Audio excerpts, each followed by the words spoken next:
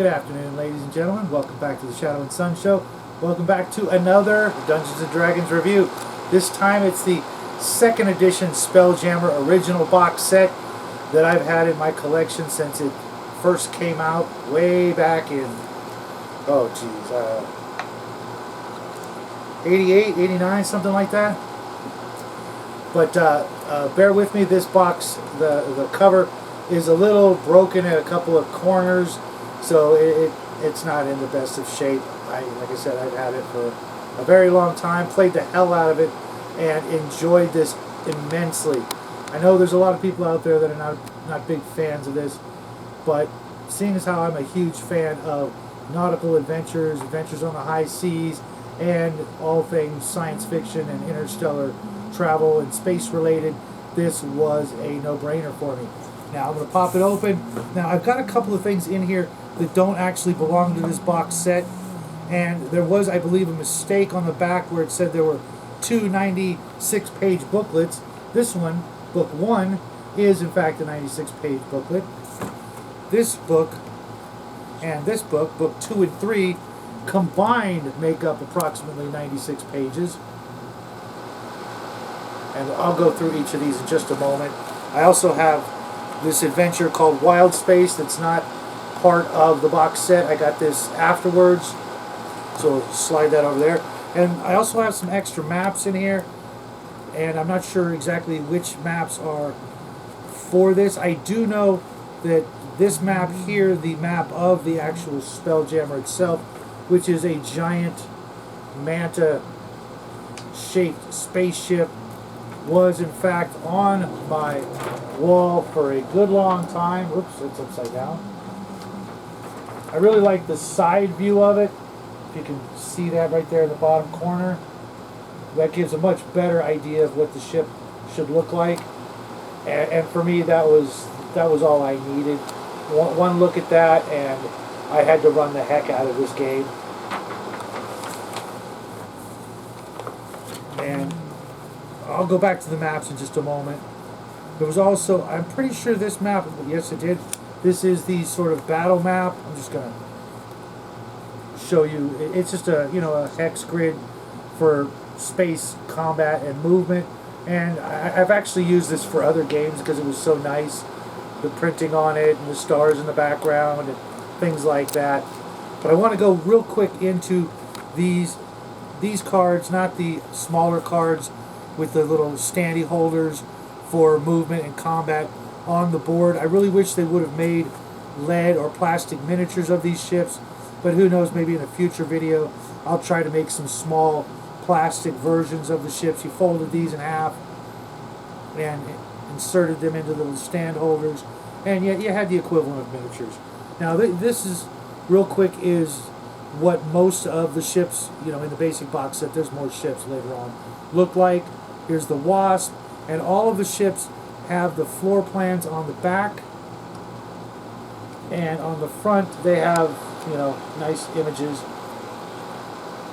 I'm not going to go through all the back sides of the ship, the floor plans. If you're interested, you can pick this up and see for yourself.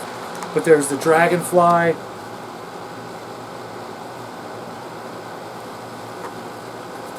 A sheet of cardboard, I don't know why that's in there. Some more counters. My favorite of all the ships in here is actually this one coming up right here. I'm going from the back. They're not stuck together, they're just static. It's just keeping them together. The Dragon ship, I absolutely love this ship. This was just a ton of fun for my friends when we played. I think the party had this ship as their main ship for adventuring for at least 2 years, I want to say, maybe a little longer. But this ship is just incredible looking. And then a lot of the ships to me were kind of hokey looking. The Hammer ship, all of the ships based on different, sea life. Of course, there's a galleon in here, which was another ship my friends had for a short period of time. And I used this also for other adventures because of the floor plans on the back. The Squid ship, kind of goofy, but kind of cool at the same time. the nautiloid. Also kind of cool, and it would have made sense if it was actually made from a living creature. The squid ship obviously couldn't have been made out of a living creature unless you paralyzed it or something like that. And the tradesman, kind of hokey looking, but at the same time, that's not too bad. The Mayan Spider, this one was kind of creepy, and I know they tangled with quite a few of these in their campaign. Very, very drow looking, but at the same time, I think it was for the Nyogi or something like that in the game. The Death Spider, another one. And then finally the Dragonfly. So there you have it for the cards. Now let's go back into the... One of the maps is a map of like a floating island, which I may do something for the Tabletop Crafters Challenge this month, but we've already got a pretty full month ahead, and we may have to hold off on that one. This one's Gray Space, which is basically more or less a interstellar map of where all the different planets and stars are in the game. And I was never really a big fan of their crystal spheres and the philogistine, or however you pronounce that. I actually just used regular interstellar space rules instead of that sort of complicated alternate reality, and I just allowed that the ships had their own force field and air generator powered by magic, and that's all it took for us to go from star to star to do our interstellar exploring using the SpellJammers and Mayan Jammers and all the other helms, which were the engines for these ships, to get from place to place. Basically just giant teleport spells. Now back onto the books, and I'm not going to do an in-depth review on each one.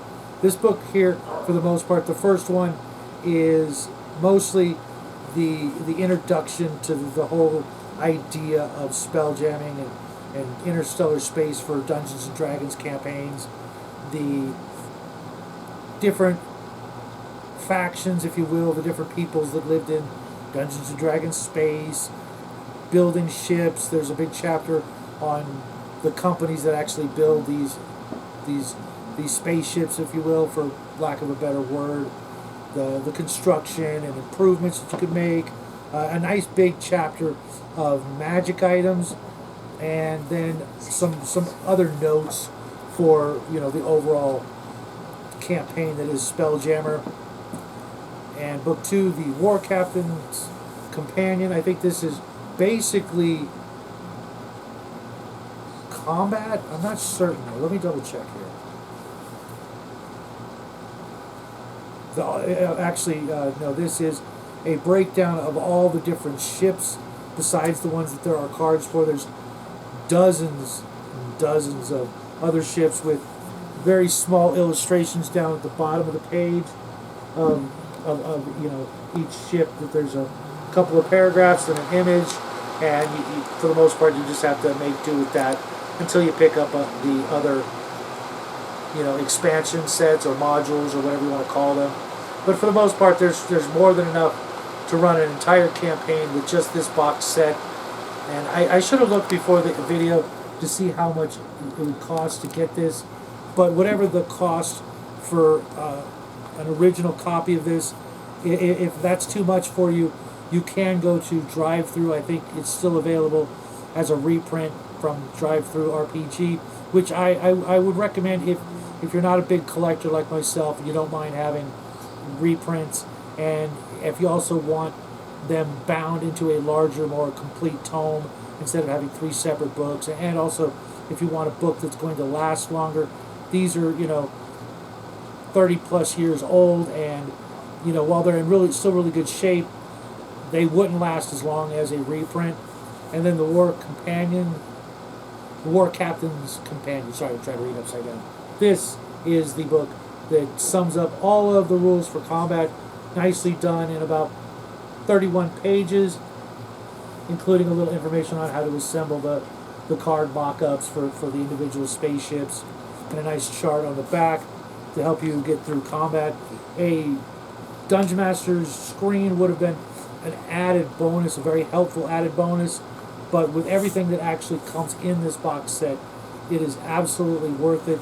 Back in the day, I think it was like $25, and if you can, if you can still manage to scrape away and get this or all of the components for about $50, it's more than worth it. I absolutely love this. This whole campaign was a lot of fun for my players for a very long time, and of course there are a lot of monsters available for the old Monsters Compendium, and I know the company in charge of this product now has put out a new version of this, and as you saw my reaction with the guys last month on the new SpellJammer. I'm gonna still recommend grabbing the old version, unless you're a die-hard 5th edition player and that's all you want to do and that's all you know and that's all you're comfortable with. By all means, grab it. Maybe one of these days I'll be able to pick up a used copy and give it a fair read through.